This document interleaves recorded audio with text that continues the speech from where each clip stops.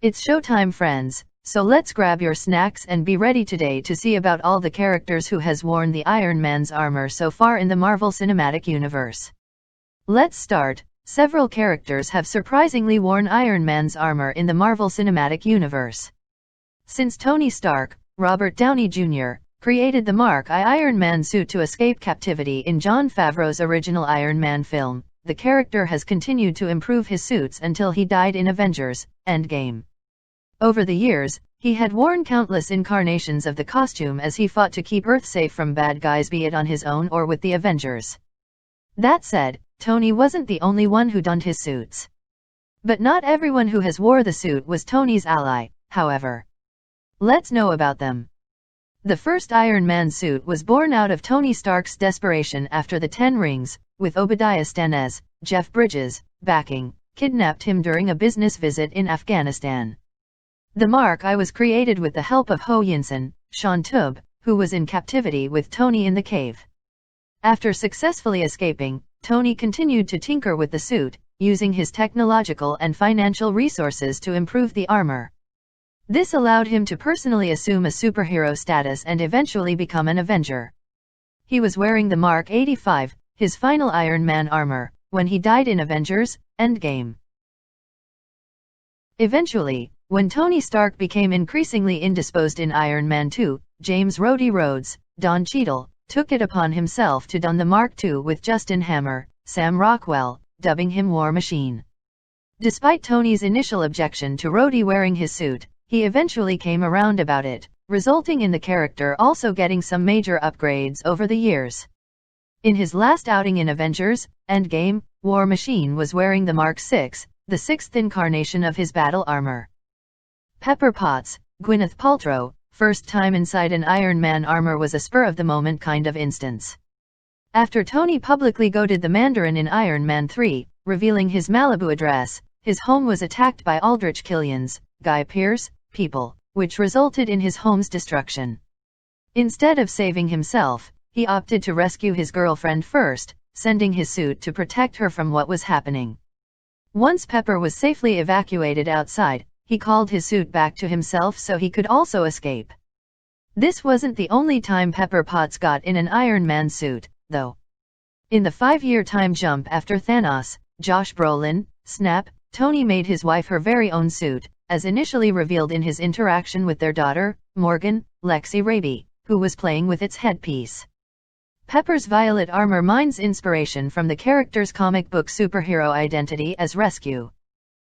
In Iron Man 3, Aldrich Killian kidnapped President Matthew Ellis, William Sadler, after he previously banned biotechnology research early on in his term, which curtailed the villain's efforts to develop extremis. After being abducted, the president was forced inside the Iron Patriot suit where he was supposed to be killed by the fake Mandarin.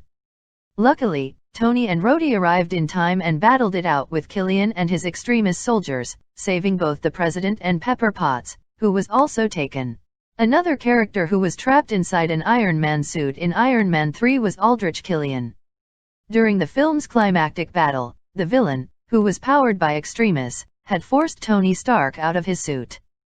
The hero got his hopes up when he spotted the incoming Mark 42 as confirmed by Jarvis, Paul Bettany. Unfortunately, before the suit got to him, it hit a railing causing it to disintegrate. Killian thought he could end Tony right then and there, but quick on his feet, Iron Man sent the disassembled Mark 42 parts to hold down his adversary. In Captain America: Civil War, Tony had to assemble his team to get to Captain America. That resulted in him recruiting young hero Peter Parker/Spider-Man, Tom Holland, into the situation, effectively incorporating Spider-Man into the bigger MCU. Tony then provided him with an upgraded costume to use in his involvement in Civil War. The web-slinging character was officially given the suit at the beginning of Spider-Man: Homecoming. 2 years later, Tony gave Peter a more upgraded armor in the Iron Spider suit.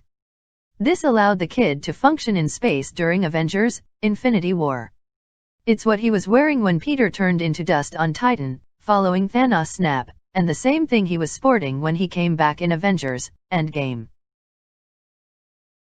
In Avengers: Age of Ultron, Tony Stark and Bruce Banner, Mark Ruffalo, teamed up to create the Hulkbuster, an Iron Man armor specifically designed to be able to hold down the Green Rage monster in case Bruce lost control. Tony wore the suit to tame the creature after Wanda Maximoff, Elizabeth Olsen, messed with his head. Marvel Studios repurposed the Hulkbuster in Avengers: Infinity War, ironically, having Banner use it instead. This was after he struggled to bring out his alter ego following his horrendous defeat to Thanos at the start of the movie.